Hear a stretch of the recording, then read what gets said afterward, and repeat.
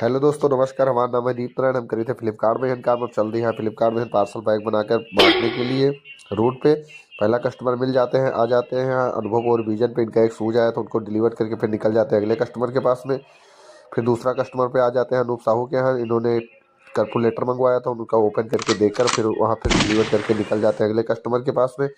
फिर अगले कस्टमर का 2 पार्सल था, उनको डिलीवर करके फिर आ जाते हैं सिंगार घर पे। सिंगार घर का एक रमेश भाई का पार्सल आया था। रमेश भाई बताएं भाई इसको ओपन कर दिया जाए, तो हमने बोला ठीक है भाई इसको ओपन कर देते हैं। इन्होंने ऐनक मंगवाया था, दोनों लोग लगा के फिर हीरो लग रहे हैं एकदम जैसे।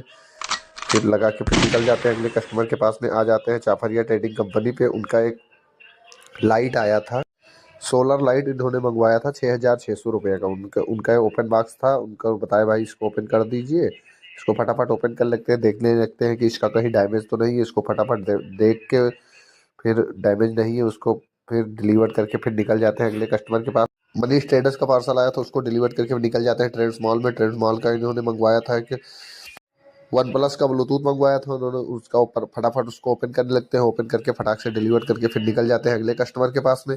आ जाते हैं यहाँ पे सिंघानिया इंटरप्राइजेज में। सिंघानिया इंटरप्राइजेज का पार्सल आया था, उसको डिलीवर करके फिर निकल जाते हैं अगले कस्टमर के पास में।